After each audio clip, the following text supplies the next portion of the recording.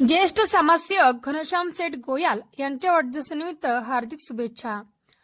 Kalinka steel येथे उद्योजक तथा ज्येष्ठ समाजसेवक घनश्याम सेठ गोयल यांचा ऑल इंडिया संपादक संघाच्या वतीने वाढदिवस साजरा।